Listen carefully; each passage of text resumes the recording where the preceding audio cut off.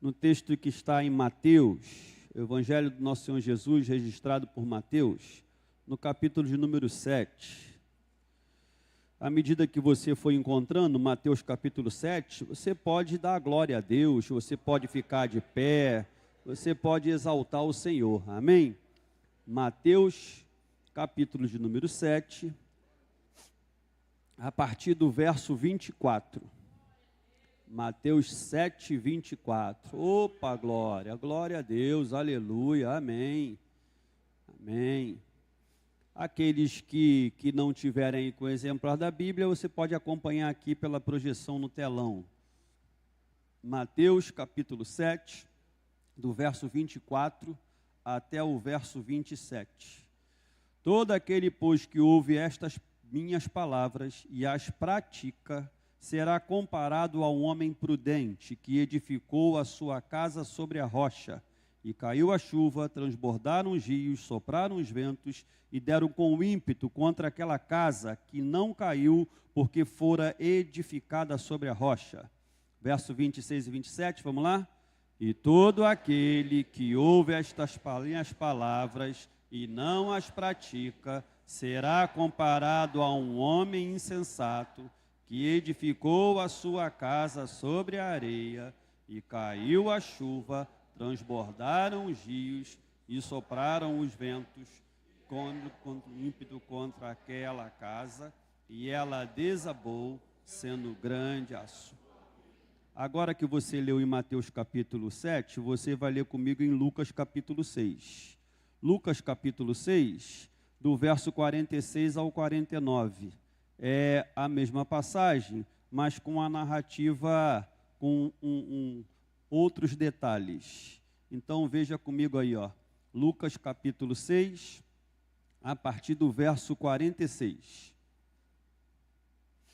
Por que me chamais Senhor, Senhor, e não fazeis o que vos mando? Todo aquele que vem a mim e ouve as minhas palavras e as pratica, eu vos mostrarei a quem é semelhante. É semelhante a um homem que, edificando uma casa, cavou, abriu profunda vala e lançou o alicerce sobre a rocha. E vindo a enchente, arrojou-se o rio contra aquela casa e não a pôde abalar, por ter sido bem construída. Verso 49, mas o que ouve e não pratica é semelhante a um homem que edificou uma casa sobre a terra, sem alicerces, e arrojando-se o rio contra ela, logo desabou, e aconteceu que foi grande a sua... Amém. Pode sentar, amados. Que o Senhor Jesus nos abençoe, nos fortaleça e nos guarde nessa noite, no nome de Jesus. A mensagem que nós iremos compartilhar nessa noite é sobre o título Jesus Cristo, a rocha eterna. Quem é a rocha eterna? Quem é a rocha eterna? Jesus Cristo. A Bíblia para falar do nosso Senhor Jesus, para exaltar o seu caráter, a sua santidade, a sua majestade, a Bíblia designa a ele vários adjetivos, várias maneiras com que ele se apresenta, como ele é conhecido, como ele deve ser reconhecido. E dessas maneiras, isso vai nos dando ideia da sua majestade, da maneira como Jesus é apresentado. Entre muitas maneiras que Jesus é apresentado, a Bíblia apresenta essa que nós vamos meditar nessa noite. Jesus é apresentado como a pedra, como a rocha, como o fundamento em que a igreja dele está edificada. E por isso eu queria ver alguns textos aí contigo. Nós vamos fazer um tour rapidinho aí pela Bíblia. Vê comigo aí, ó, Isaías 26. Isaías, capítulo 26, o verso 3 e o verso 4. Esse texto de Isaías 26, versos 3 e 4, apresenta Cristo como a rocha eterna. Eu vou ler o verso 1 e o 2, os irmãos vão ler o 3 e o 4, ok? Isaías, verso 1 e 2 do capítulo 26 eu vou ler, e o verso 3 e 4 também do capítulo 26, os irmãos. Diz o texto: naquele dia se entoará este canto na terra de Judá. Temos uma cidade forte. Deus lhe põe a salvação por muros e baluartes. Abri vós as portas, para que entre a nação justa, que guarda a fidelidade. 3 e 4. Tu, Senhor,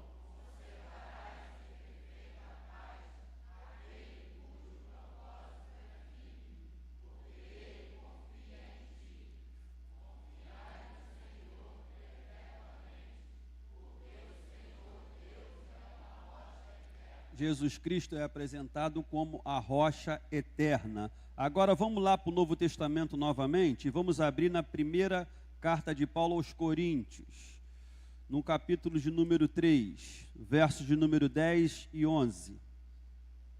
1 aos Coríntios, capítulo 3, 10 e 11. Esses textos apresentam a Cristo como o fundamento, o único fundamento sobre o qual a igreja está edificada, o único e verdadeiro fundamento. Verso 10 e 11 de 1 Coríntios capítulo 3. Vamos juntos? Segundo a graça de Deus que me foi dada,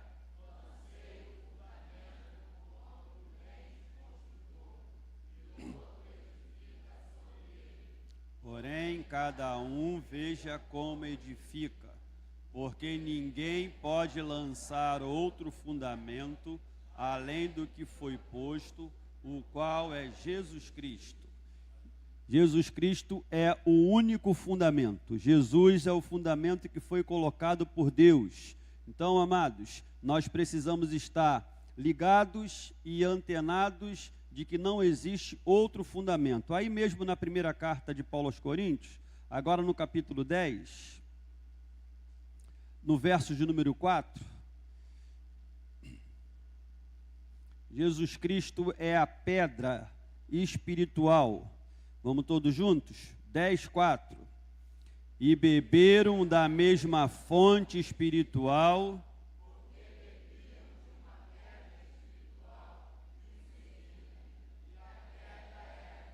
Cristo, a pedra espiritual. E Efésios capítulo 2, versos 20 a 21. Efésios capítulo 2, 20 a 22. 20, 21, 22. Vamos juntos? Edificados sobre o fundamento dos apóstolos e profetas, sendo ele mesmo, Cristo Jesus, a pedra angular, no qual todo edifício bem ajustado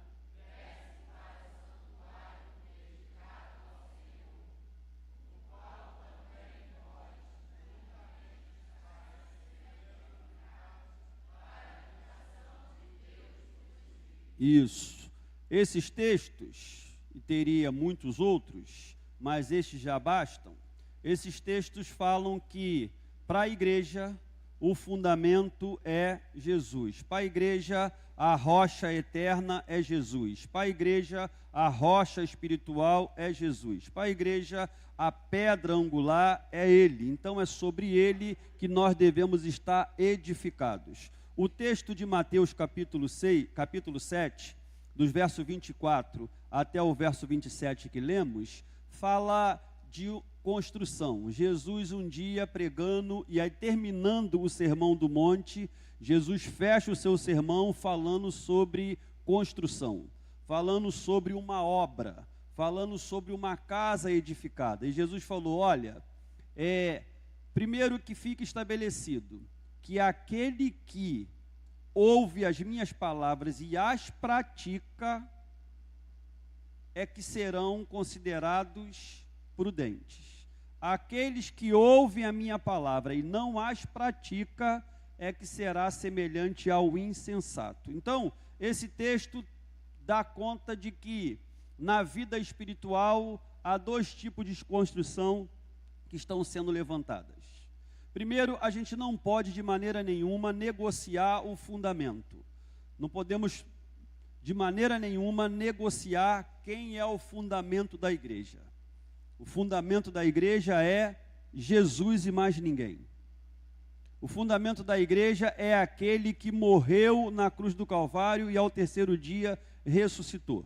Mas Jesus, que é o fundamento, que é a rocha, que é a pedra, que a igreja está edificada, Jesus mesmo disse que alguns, ao construírem a casa sobre esse fundamento, utiliza de um material que vai gerar sucesso diante das tribulações, e outros utilizam um material, ou até mesmo edifica em outro lugar que não é ele a rocha, e isso já determina o fracasso. E aqui, o material de ambas as construções pode ser o melhor material que seja, mas não é o material que vai garantir que a casa não vai cair ou que vai determinar a queda da casa. O que vai determinar a queda ou o sustento da casa é aonde a casa está posta.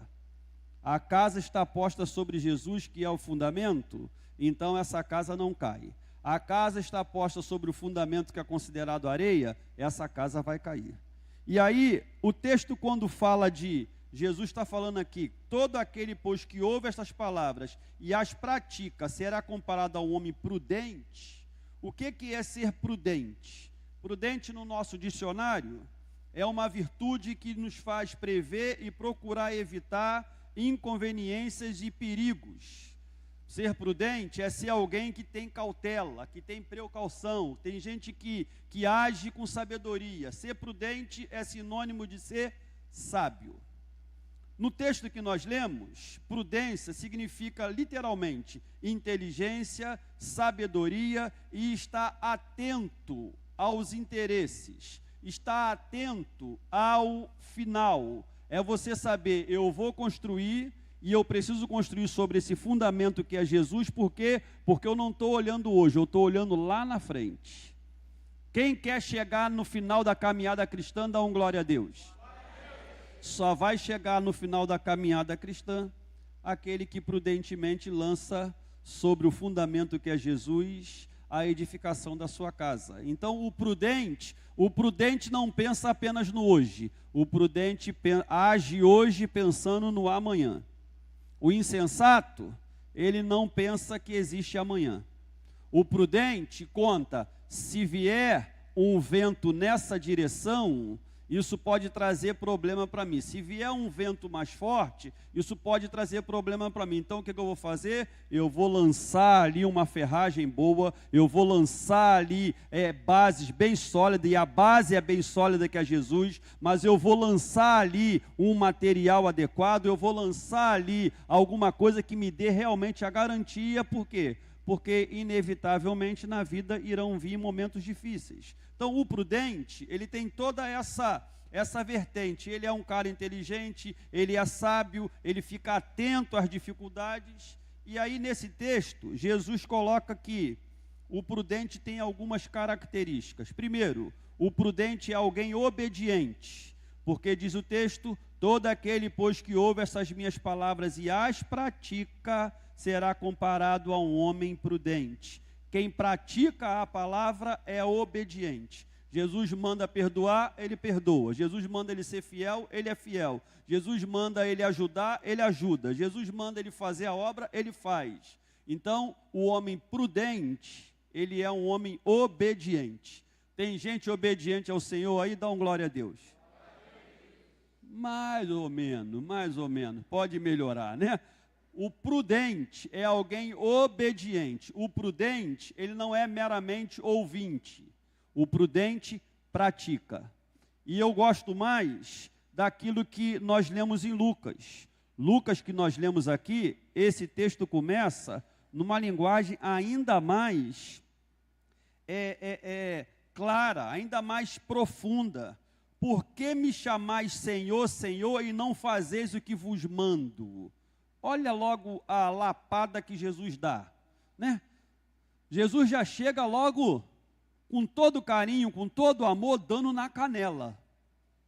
Por que me chamais Senhor, Senhor, e não fazeis o que vos mando? Todo aquele que vem a mim e ouve as minhas palavras e as pratica, é diferente. Então, quem é prudente? É quem é obediente. O obediente, ele ouve e faz. O obediente, ele recebe a palavra e, recebendo a palavra, ele coloca em prática. Sempre é fácil obedecer a Jesus?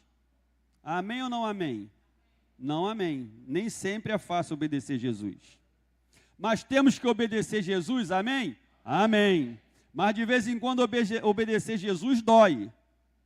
De vez em quando obedecer Jesus é confronto. De vez em quando obedecer Jesus é abandonarmos a nossa zona de conforto. De vez em quando obedecer Jesus nos gera alguns incômodos. Porque obedecer a Jesus muitas vezes significa abrirmos mão da nossa natureza pecaminosa. Obedecer Jesus muitas vezes significa dizer, pegar a minha cruz, abrir mão de algumas coisas, daquilo que às vezes eu acho ser direito meu, mas se o Senhor Jesus mandou fazer diferente, eu tenho que fazer diferente. Obedecer a Jesus é a melhor opção, é a opção trilhada pelo prudente. É uma característica de quem é prudente, mas nem sempre é fácil obedecer a Jesus. Mas até nos momentos mais difíceis, em que temos que obedecê-lo, nós não estamos sozinhos, porque o Espírito Santo nos impulsiona e nos ajuda a obedecê-lo. Jesus não quer sacrifícios, Jesus quer obediência. Obedecer é melhor do que sacrificar. Mas obedecendo, muitas vezes nos sacrificamos, porque obedecendo, o princípio é aquele estabelecido pelo próprio Senhor Jesus, que 3 vezes ora, Pai, se for possível, passe de mim esse cálice. Contudo, não seja o que eu quero, e sim o que tu queres. O obediente, ele sabe que importa primeiro cumprir os mandamentos do Senhor, cumprir a vontade de Deus. E às vezes, cumprir a vontade de Deus é um negócio desafiador, mas é necessário. Porque Ele é o Rei dos Reis, o Senhor dos Senhores. Ele é aquele que nos transportou, que nos resgatou, que nos tirou do império das trevas e nos transportou para o reino do Filho do seu amor. Ele é aquele que mudou o nosso endereço eterno. Iríamos morar num lugar de perdição, agora vamos morar num lugar de salvação, glorioso, maravilhoso, no lugar em que Ele habita. O preço disso foi Jesus morrer na cruz do Calvário para nos resgatar. O preço disso para mim e para você hoje é obedecê-lo. E sendo obediente, seguirmos os seus passos, fazendo aquilo que ele faria se aqui estivesse no nosso lugar. Às vezes isso nos causa algumas coisas, às vezes isso nos traz alguns problemas, mas problema maior é viver uma vida de desobediência, porque uma vida de obediência gera paz com Deus, uma vida de obediência gera intimidade e comunhão com o Pai. Agora, nem sempre é fácil obedecer, porque obedecer ao Senhor muitas vezes significa contrariar as nossas vontades, contrariar o nosso ego, contrariar os nossos pensamentos, contrariar os nossos sentimentos. Mas o texto diz, o Senhor Jesus fala que todo aquele que ouve as palavras e as pratica, ele é prudente. Por quê? Porque ele é alguém que aprende a viver uma vida de obediência. Alguém um dia brincando disse que no alfabeto de Deus tem 4 letras, O, B, D e C. E se você falar rápido, como é que fica? Obedecer. Então vamos juntos? Obedecer. Ih, está muito devagar. Mais rápido, mais rápido. 4 letras. O, B, D e C. O crente precisa fazer o quê? Sangue de Jesus tem poder. Eu vou contar até 3 para ver se fica bonito. 1, 2, 3. Glória a Deus. Agora sim. Aquele que obedece, glorifica o nome do Pai. Aquele que obedece é porque pratica a palavra.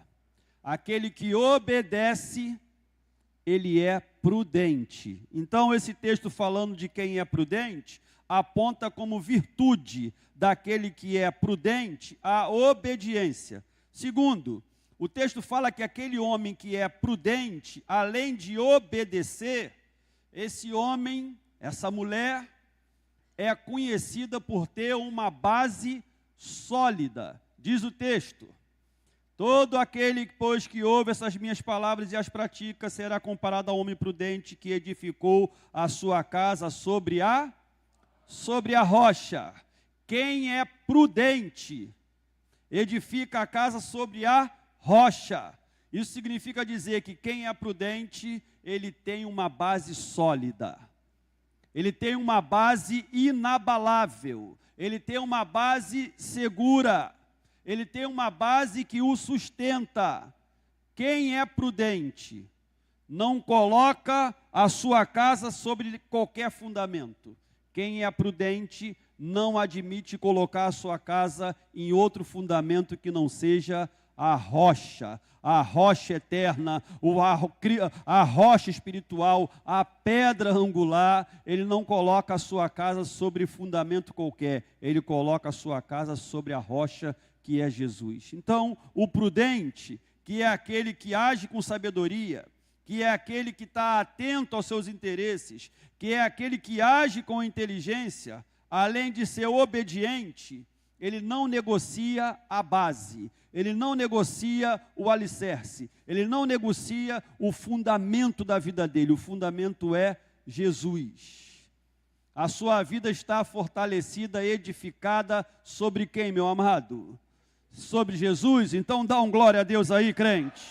Se é sobre Jesus, isso é uma promessa, isso é uma verdade, isso é uma certeza. Se eu e você, como prudentes, vivemos uma vida de obediência e alicerçamos a nossa casa sobre a rocha, que é Jesus, isso é uma promessa, isso é uma verdade incontestável. Diante dos problemas e dificuldades, nós iremos ficar de pé, porque há quem nos sustente. Quem nos sustenta é Jesus. Então a vitória é certa, a vitória é garantida, porque a rocha que é mais forte do que nós, a rocha, o fundamento, sustenta a nossa vida. O prudente é aquele que é obediente, é aquele que tem base sólida. Mas o prudente, mesmo sendo obediente e tendo bases sólidas, ele não escapa de problemas e dificuldades. O desejo do nosso coração seria: eu sou prudente, eu sou obediente, eu coloquei a minha vida sobre a rocha que é Cristo. Então, nessa vida, nesse mundo, eu vou prevalecer sempre. Nessa vida, nesse mundo, eu serei mais do que vencedor sempre. Nessa vida, nesse mundo, eu não vou ter problemas. Eu estou liberado a prosperar, só vitória. Eu não sou cauda, eu sou cabeça. E é tudo festa, é tudo bênção. Mas não é desse jeito. Eu gostaria até que fosse assim. Já pensou? Eu sou prudente, eu sou obediente. A minha casa está sobre a rocha que é Jesus. Nunca mais eu vou sentir dor de dente. Ô glória! Seria uma maravilha. Nunca mais terei o quê? Artrose. Nunca mais terei problema financeiro. Posso ouvir um amém? Eita, tem um monte de duro aí, tem um monte de endividado. Jesus. Não seria uma bênção, amada? Eu sou prudente, eu sou obediente, a minha casa está sobre a rocha que é Jesus. Só bênção. Não tem problema financeiro, não tem problema sentimental, não tem problema familiar, não tem problema com nada. Seria tudo que desejaríamos, mas não é assim. O prudente, que é obediente, que coloca a sua vida sobre um fundamento sólido, ele passa por dificuldades. mas nenhuma dificuldade tem poder para derrubar a sua casa. Porque a sua casa está sobre a rocha que é Jesus. O texto diz, verso 25, caiu a chuva, transbordaram os rios, sopraram os ventos, deram com ímpeto sobre aquela casa que não caiu porque fora edificada sobre a rocha. Por que que a casa não caiu? Porque foi edificada sobre a rocha. Não é pela qualidade do material que se usa para edificar a casa, mas é por causa da rocha que a casa está estabelecida. É por causa da rocha que a casa não cai. É por causa de Jesus que a minha vida e a tua está garantida. É por causa de Jesus que nós iremos chegar no final do percurso. É por causa de Jesus que nós vamos completar a carreira da fé. É por causa de Jesus que um dia iremos morar na mansão celestial. Por causa dele. Por ele, por meio dele e para ele. Por causa dele, nós vamos chegar até o final. O prudente, ele tem como característica a obediência, base sólida, e quando passa por lutas e dificuldades, ele não tem dúvida de que não serão as dúvidas e dificuldades da vida que irão fazê-lo perecer, porque ele está sobre a rocha, e se ele está sobre a rocha, a vitória é certa. Pode durar um pouco, porque já viu quem já passou por enchente aí? Quem já a água invadiu a casa? Eu sei bem o que é esse negócio de enchente, especialmente em 1900 e eu, garotinho, lá na rua Fiação, em Bangu. Já contei isso aqui. Meu avô, não sei por que cargas d'água, ele teve a ideia de construir o nosso barraquinho lá, porque era literalmente um barraco mesmo de madeira e tal. Meu avô teve a brilhante ideia, acho que de cavar uns 30 centímetros, e ficou toda aquela base ali da casa, uns 30 centímetros abaixo do quintal. E aí, amado, quando vinha aquela chuva, para mim era uma festa.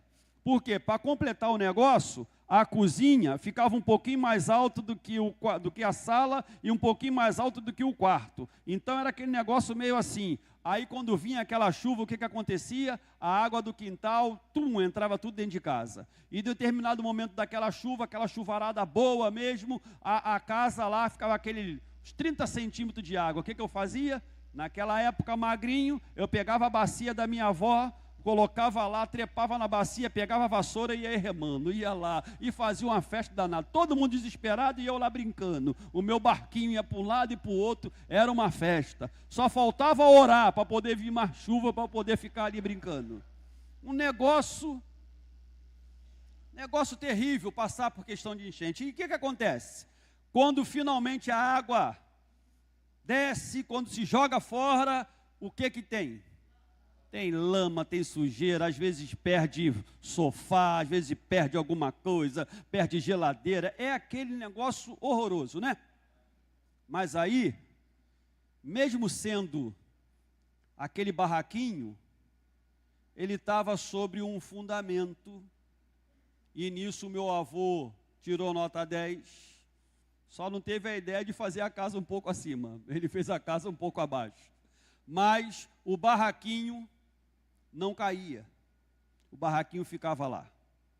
E era legal o barraco, porque aí, meu amigo, sabe como é que é, né? A parede que dividia a sala da cozinha, ela devia ter 1,80 m, 1,90 m, então tinha acesso ao que tinha lá. E o quarto a mesma coisa. Então, meu irmão, o que tu falava na cozinha, ouvia lá no quarto, e vice-versa, era aquela festa, né? Era um negócio assim, sangue de Jesus tem poder, mas era o lugar que Deus tinha nos dado para morar, e a gente era amarradão em morar naquele lugar.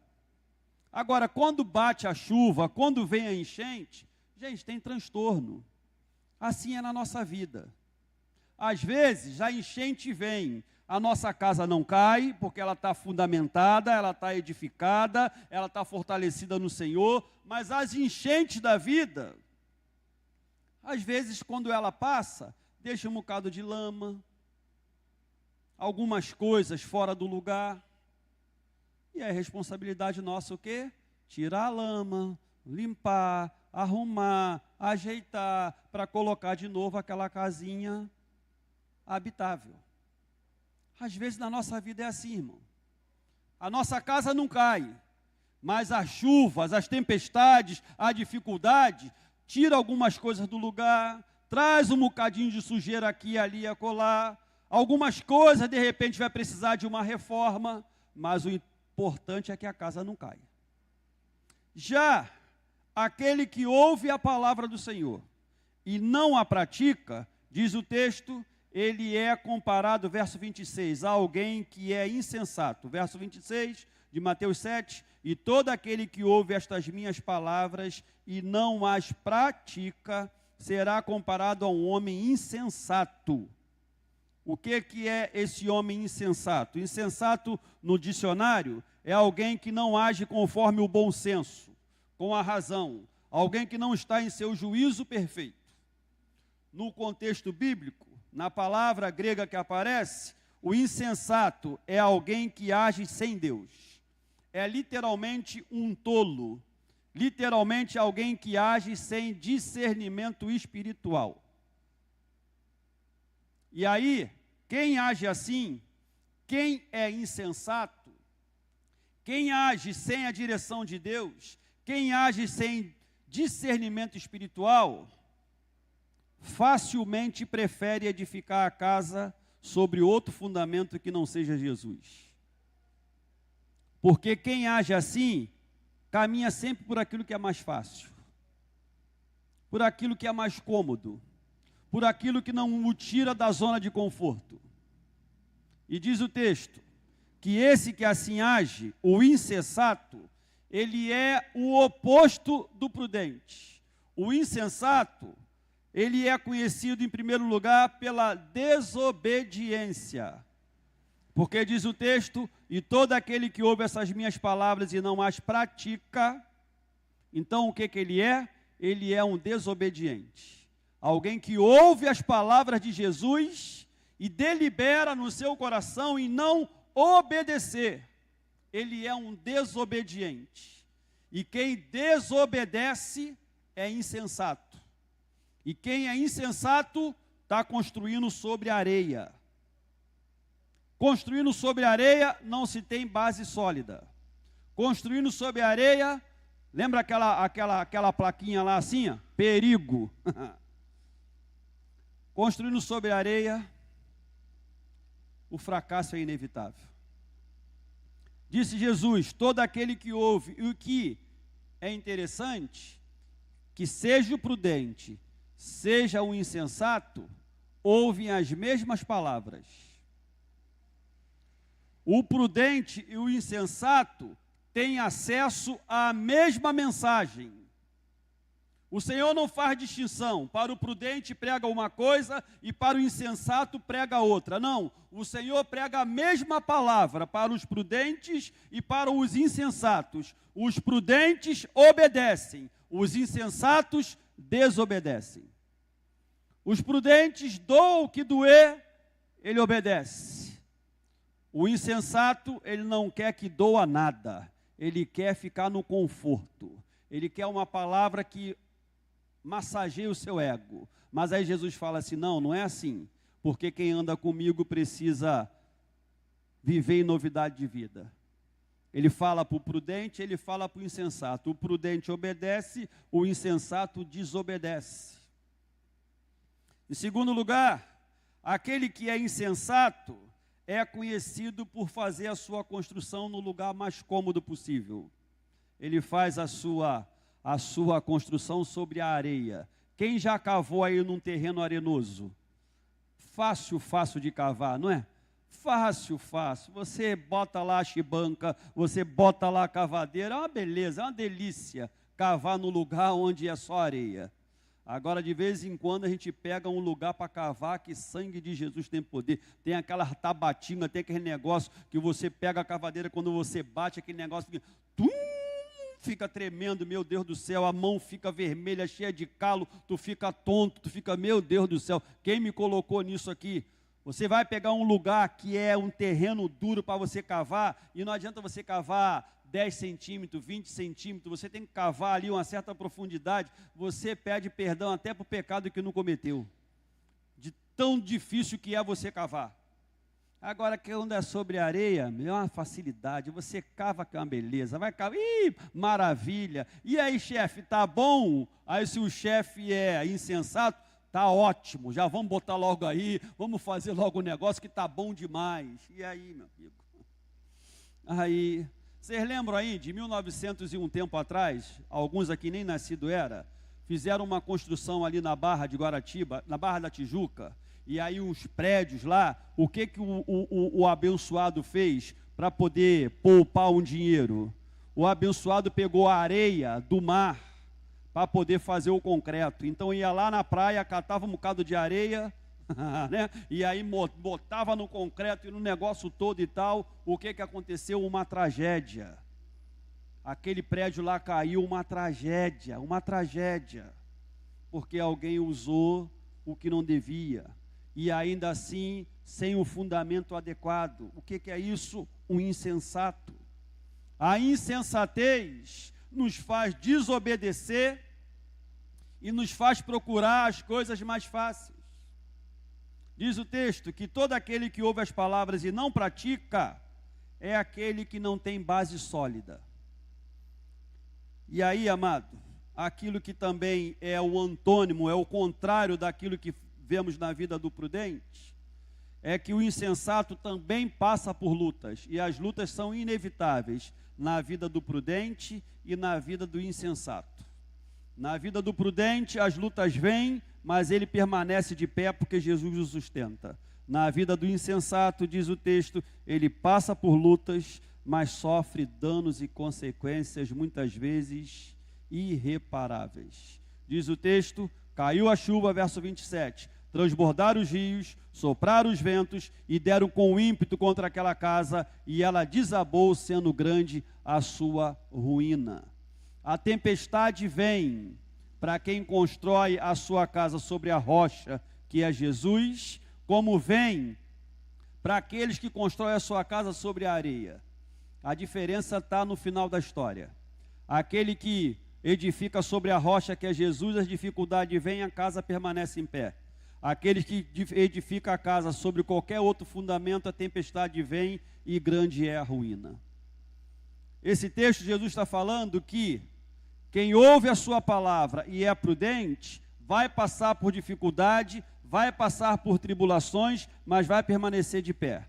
Aquele que ouve as suas palavras, mas é um insensato, ele vai passar por dificuldades e grande vai ser a sua ruína. Isso dá conta de que na vida, inevitavelmente, seremos provados. Na vida, inevitavelmente, passaremos por tribulações. Na vida, inevitavelmente, passaremos por dificuldades que são estabelecidas pelo próprio mundo, que são estabelecidas pelo inimigo das nossas vidas, que de vez em quando vem com tempestades terríveis contra a nossa vida. E só vamos vencer se tivermos sobre a rocha que é Jesus. Mas, falando sobre construção, tem uma outra vertente dessa construção que eu queria ver contigo aqui, que está lá no texto que a gente já leu, na primeira carta de Paulo aos Coríntios, só que agora nós vamos continuar. Nós lemos o verso 10 e 11, agora nós vamos continuar do 12 em diante. Tem um tipo de provação que é estabelecida por estarmos nesse mundo, que é perseguição do inimigo, que é perseguição contra a igreja. Mas tem um tipo de provação que não é estabelecido pelo mundo, que não é estabelecido por as agruras dessa vida. Tem um tipo de provação que é algo que vem do trono da graça de Deus. É uma provação que aí agora não tem a ver diretamente com o fundamento. O fundamento é Cristo. Então agora eu vou considerar aqui que todo mundo tem um fundamento como Cristo. Já não vou considerar aqui que alguns estão sobre a rocha e outros estão sobre a areia. Agora eu vou considerar que está todo mundo sobre a rocha. Agora sim, a gente precisa prestar atenção em que tipo de material nós utilizamos para construir a partir da rocha, a partir do fundamento. Diz o texto, verso 12: Verso 11 para relembrar, porque ninguém pode lançar outro fundamento além do que foi posto, o qual é Jesus Cristo. Verso 12, vamos lá? Contudo, se o que alguém edifica sobre o fundamento é ouro, prata, pedra preciosa, madeira, feno, palha, continua, manifesta se tornará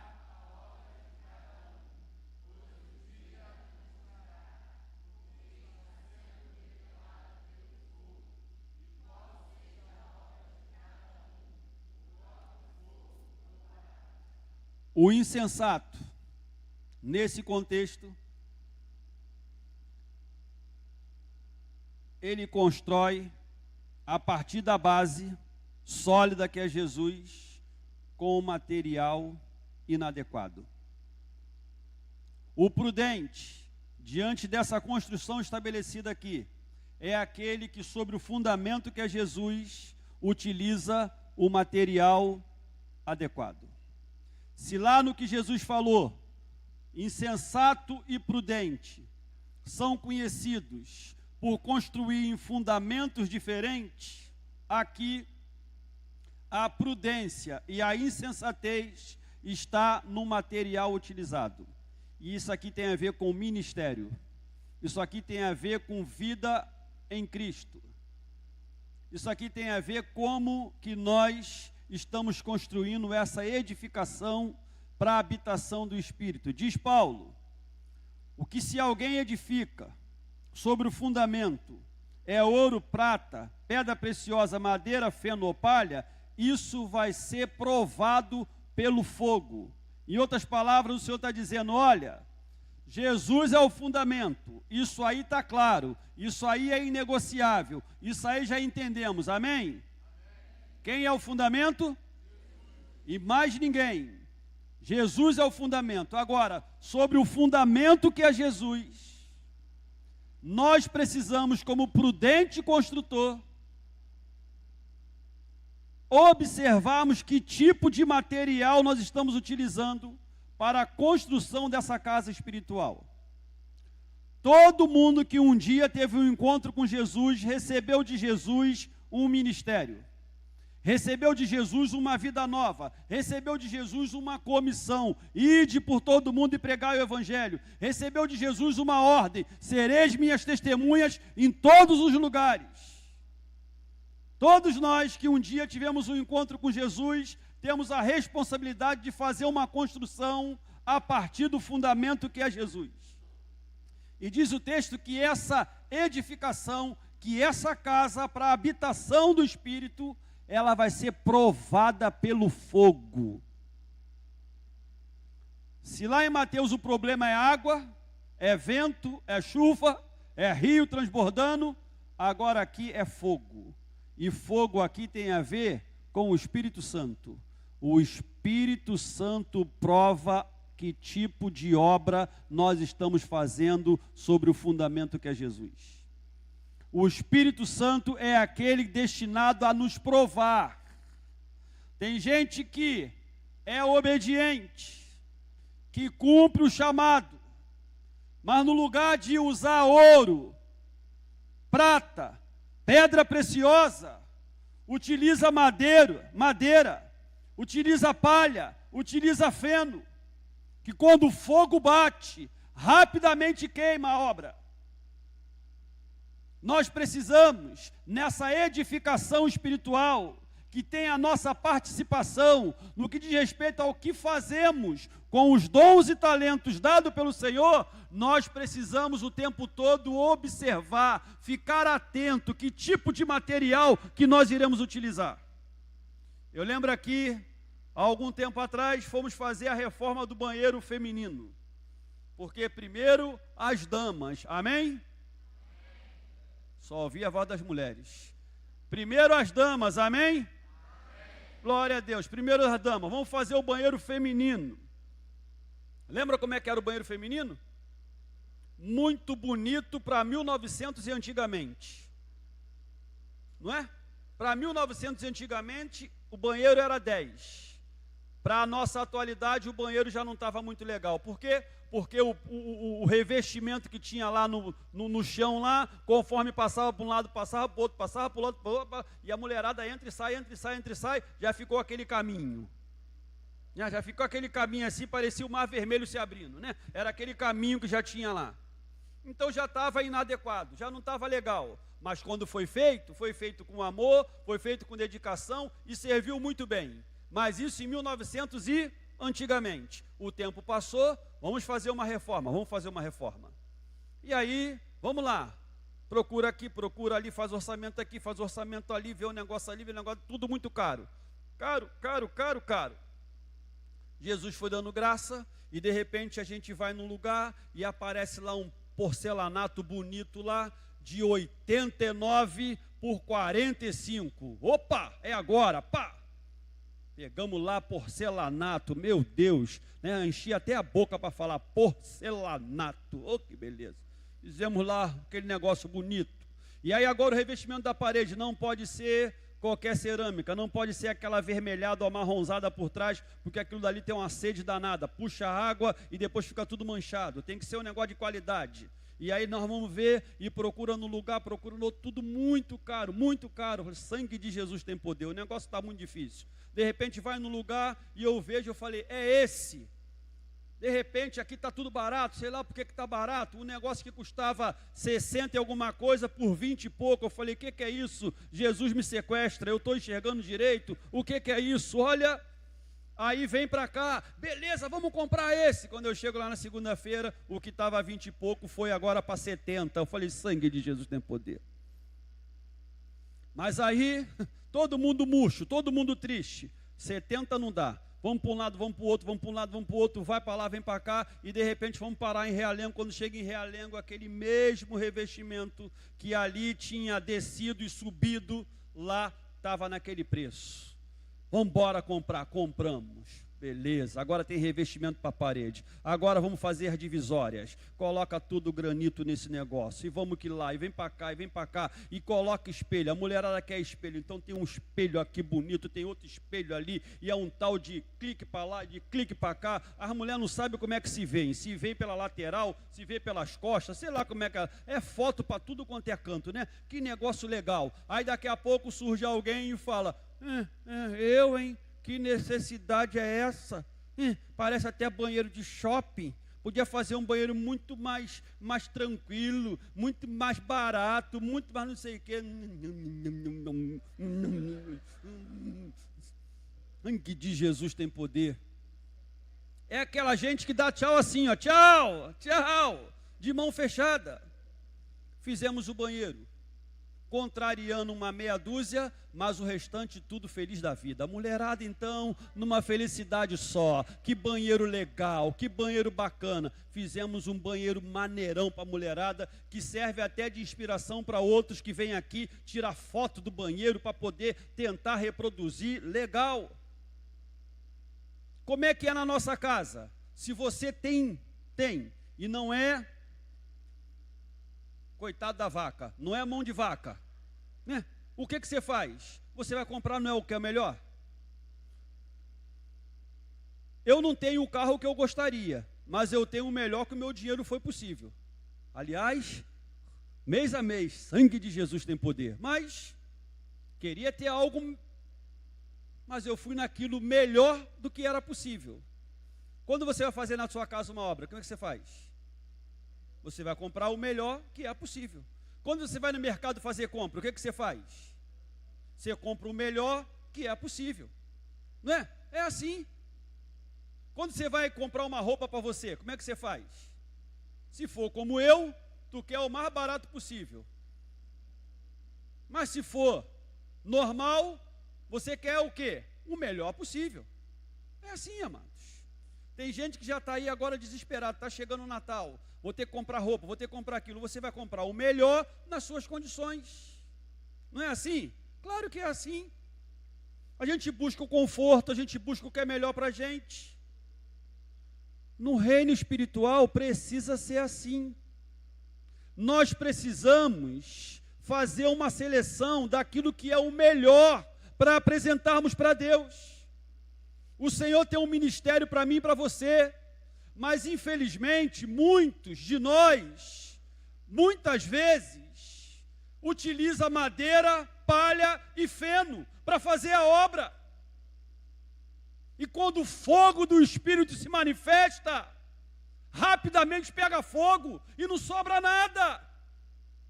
Mas quando nós, como prudentes, como sábios e inteligentes, usamos o material adequado, ouro, prata, pedra preciosa, o fogo vem, mas não consome a obra, pelo contrário, o fogo vem e purifica, melhora, transforma, faz o negócio ficar melhor ainda. O fundamento é Jesus, uma rocha inabalável. Mas eu e você precisamos prestar atenção que tipo de material utilizamos. Se é aquilo que o fogo não consome, louvado seja o nome do Senhor. Agora, se por um acaso estivermos utilizando um material que o fogo batendo consome tudo, vamos parar em nome de Jesus. Porque aquele que morreu por nós na cruz, nos deu o seu melhor, Ele nos deu a vida dEle. Nós precisamos então, amados, dar o melhor para Ele. O meu ministério, eu preciso oferecer para Ele aquilo que é ouro, aquilo que é prata, aquilo que é pedra preciosa, para que o fogo do Espírito batendo, purifique e faça com que fique ainda mais precioso para aquele que é a razão da minha vida.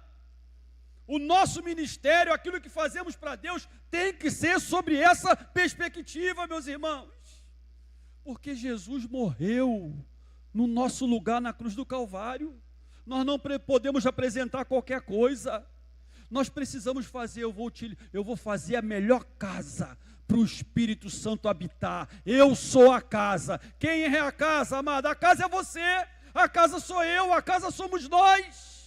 O Espírito habita em nós. Irmãos, eu vou falar um negócio para vocês. Eu estou numa luta desenfreada. Essa semana eu falei, tem que melhorar, não tem mais outra opção, tem que melhorar. Eu estou numa luta para melhorar a minha comidinha. Eu estou numa luta para melhorar aquilo que eu devo ingerir, aquilo que eu devo comer. Porque se eu continuar comendo de maneira desenfreada, se eu continuar comendo qualquer tipo de coisa, o que eu estou fazendo com esse santuário? Eu estou estragando esse santuário. Então eu tenho que vigiar naquilo que eu vou comer, naquilo que eu vou beber. Eu tenho que vigiar naquilo que eu vou vestir. Eu tenho que vigiar naquilo que eu vou fazer, porque eu não tenho mais o direito de viver para mim mesmo. Eu agora preciso viver para aquele que morreu por mim na cruz do Calvário. Nós precisamos, amado, entender de uma vez por todas que a nossa vida não nos pertence. A vida que temos vem do autor da vida, que é o Senhor. E nós precisamos viver para a glória dEle. Ah, então o pastor nunca mais vai comer. Não, eu vou evitar comer agora bobagem. Eu vou evitar agora comer comida gordurosa. Eu vou evitar agora comer igual um touro, igual às vezes eu comia. Porque às vezes a gente acha que isso é bonito. Ah, eu vou comer, e não para de comer. E parece ter um espírito de verme na barriga, que é um sangue de Jesus em poder. Tu tem que comer aquilo que é necessário. Tem que comer com qualidade. Ah, mas na minha casa eu gostaria de comer. Ah, mas às vezes, irmão, às vezes não dá para comprar aquela carne que você gostaria. Às vezes não dá para comprar aquela qualidade de alguma coisa. Mas vai naquilo que é possível, da melhor forma possível. E quando estiver diante do teu prato de comida, tu fala, Senhor, obrigado porque me deste aquilo que eu tenho aqui para me alimentar. Agora vigia. Eu posso hoje, amado, agradecer a Deus. Estou ainda num processo de abstinência. Ainda estou ontem. Estamos chegando em casa, fui no mercado, Cláudia lá, vamos fazer aquilo que a gente viu? Beleza, um negócio de uma batata lá, maneira lá, eu falei, beleza, vamos fazer essa batata aí. beleza, uma batatinha recheada, que negócio gostoso. Sangue de Jesus tem poder. Tive que vigiar 3 vezes para não comer além do normal. E aí, chego lá no mercado, a mulher gosta. O que a mulher gosta? De uma Coca-Cola. Peguei aquela Coca-Cola, olhei, tu não me pertence mais, tu está repreendida. Botei lá na mesa. Cláudia caiu dentro. E nessas horas parece que bebe com mais gosto ainda. A boca parece estar lá. Que negócio bom. Mas ela bebeu lá a Coca-Colinha dela lá, que não tem feito mal para o estômago dela, que não tem trazido dificuldade para ela, mas para mim faz mal. Então o que eu fiz? Enquanto ela estava com um copinho dela de Coca-Cola, eu estava com o meu copão de quê? H2O. Literalmente, água mesmo, não é H2O aí não, limoneto, não, estava com a minha aguinha ali. Né? Enquanto ela estava lá, eu estava... Mas eu sou santuário do Espírito Santo, como ela também. E se estivesse fazendo mal a ela iria fazer a mesma coisa. A mim está fazendo mal, então chega de Coca-Cola. Fomos no futebol sexta-feira, estamos lá. E aí daqui a pouco inventam. Vamos fazer ali, vamos comprar ali, vamos fazer um churrasco. Eu falei, sangue de Jesus tem poder. Vai lá o churrasco, daqui a pouco todo mundo comendo churrasco seco. Aí vai o pangaré do pastor, pega aí 2 refrigerantes, coloca na mesa, toma. E aí? Não, peguei a minha aguinha e vou beber a minha água. Aí nessas horas surge um abençoado, pega a minha água para apagar o fogo do churrasco. Só Jesus na minha vida, cara. Cada pastor tem uma ovelha que merece. Mas eu tomei uma decisão, irmãos. Eu preciso me alimentar melhor. Seu Agnaldo fala para mim, faz o teste. Qual é o teste?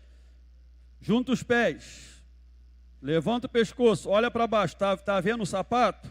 Tô. Então tá bom. Se não vê o sapato, deu ruim. Mas ele está me ajudando a o quê? Está me ajudando a vigiar. Irmãos, qual vai ser a qualidade de vida, minha e tua, daqui a 5 anos? Se a gente continuar se alimentando do jeito que se alimenta hoje. Qual será a qualidade de vida daqui a 10 anos, se a gente continuar com o estilo de vida que a gente tem hoje? Se você começar a se movimentar, se você chegar sentado no sofá, levanta o braço, abaixa o braço, levanta aqui, movimenta a perna aqui, movimenta ali, daqui a pouco dá uma caminhada no quintal, para lá e para cá, daqui a pouco se você bebia 10 cafezinhos durante o dia, começa diminuindo, passa para 9, passa para 8, passa para 7, passa para 6, para 5, para 4, para 3, para 2, para 1, e se for necessário para 0. Você não nasceu bebendo café?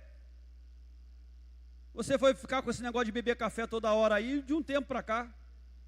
Café é legalzinho, é gostosinho, para quem gosta, é. Mas café todo dia, toda hora sem parar, vai fazer mal para o teu estômago. Você é diabético, essa doença tem um nome certo, né? Diabético. Se fosse coisa boa, era cristobético, mas diabético é uma coisa mesmo terrível, né? Você é diabético, formigão, então foge do doce, não é? Você está com colesterol alto, foge da gordura, e assim vai, irmão. Qual a qualidade de vida que queremos ter ali na frente? Nós somos santuário do Espírito Santo. E como santuário do Espírito Santo, nós precisamos ver prudentemente que tipo de material nós utilizamos na construção da casa, do templo espiritual que somos nós, para a habitação do Espírito Santo. Paulo fala, manifesta se tornará a obra de cada um, pois o dia a demonstrará, porque está sendo revelada pelo fogo, e qual seja a obra de cada um, o próprio fogo o provará. Se permanecer a obra de alguém que sobre o fundamento edificou, esse receberá galardão. E se a obra de alguém se queimar, sofrerá ele dano. Mas olha como é que Deus é maravilhoso, amados. Aí tem uma diferença. Lá na casa que Jesus fala sobre quem é prudente e quem é insensato, que o prudente utiliza o fundamento que é Cristo, a tempestade vem, mas não derruba a casa. O insensato, que não lança o fundamento sobre a rocha que é Cristo, mas sobre a areia, vem a chuva e destrói tudo. Aqui tem uma diferença, porque olha o verso 15. Vamos ler junto aí o verso 15? Se a obra de alguém se queimar,